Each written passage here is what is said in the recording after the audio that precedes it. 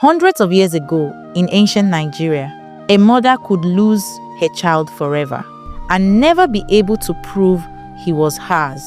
No birth certificates, no photographs, no written records, only faces, and faces could lie.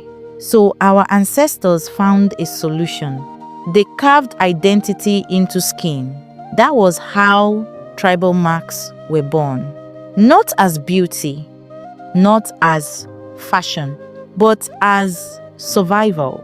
The true story of Nigerian tribal marks did not begin with culture. It began with chaos. Long before Nigeria became one country, this land was filled with kingdoms and empires.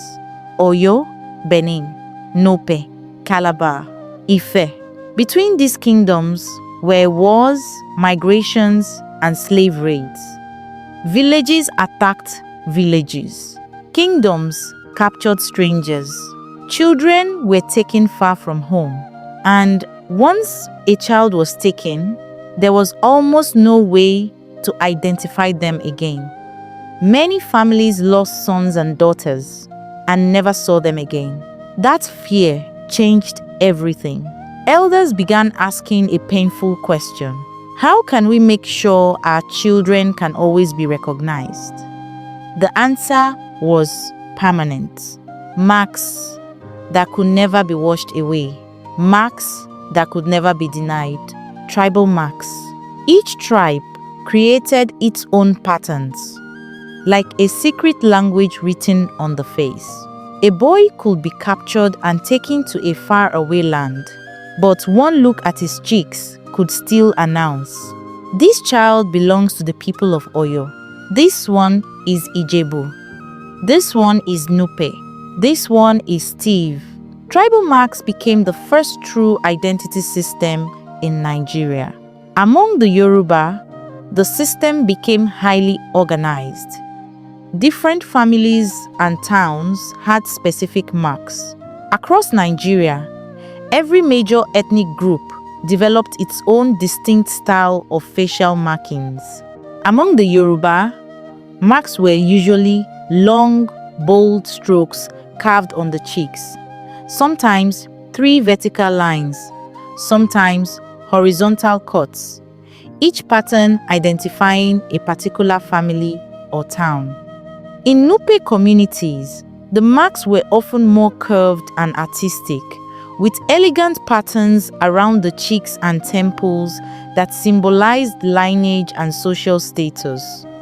The thief used clean, straight strokes, simple but powerful lines that clearly showed clan identity at first glance. Among the Efik and Ibibio, facial marks were softer and more decorative, often smaller patterns, believed to carry spiritual protection and ancestral blessings. In Hausa societies, marks appeared as short, precise cuts on the face or temples, traditionally linked to bravery, beauty, maturity, and sometimes class.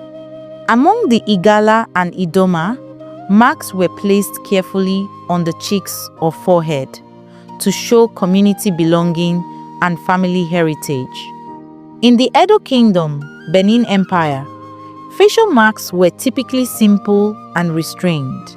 They often appeared as 2 neat vertical cuts on the cheek. The designs were usually small and precise, rather than bold, reflecting status and lineage. These marks quietly identified members of royal households, palace workers, and recognized guilds within the kingdom. These were not random designs. They were codes. Though the patterns were different, the message was the same everywhere. This is who I am. This is where I belong. This is my people. 2 strangers could meet in a distant market, look at each other's faces, and immediately know we are from the same people. Long before surnames became popular, tribal marks were stronger than names. But identity was only the first purpose. Spiritual beliefs soon entered the story. In many ancient Nigerian societies, it was believed that children who died young sometimes returned to be born again into the same family. Among the Yoruba, such children were called abiku. Parents believed evil spirits kept taking their babies. So when a child survived, elders would mark the face, saying, "Let the spirit recognize this one and leave him alone." The marks became a spiritual signature, a message to the unseen world. This child is protected. That is why in some homes, tribal marks were done as early as a few months old. In the north, among Hausa and Nupe communities, tribal marks also carried deep meanings. Some showed bravery, some showed social class, some showed royal lineage. In Edo land, certain marks were linked to palace service. In Tiv communities, facial marks help trace family ancestry. Among the Ibibio and Efik, marks identified clans and lineages. Across Nigeria, the idea was the same. Your face must tell your story. The process itself was serious and sacred. It was not done by just anyone. There were specialists, traditional barbers, and herbalists trained for generations. On the chosen day, a child would be held firmly, a sharp blade, careful hands, special herbs rubbed into the wounds to stop infection and help healing. The pain was real. Children cried, mothers cried too. But parents believed something deeper. Better my child cries today than disappears tomorrow with no identity. It was an act of love wrapped in pain. As years passed, tribal marks took on new roles. They began to show family pride, social status, royal connection, courage. In some communities, refusing tribal marks was seen as rejecting one's heritage. A man without marks could be asked, "Who are you? Where are you truly from?" The face became history. Then a turning point arrived. The Atlantic slave trade exploded. Millions of Africans were taken across the ocean. In that dark period, tribal marks became even more important.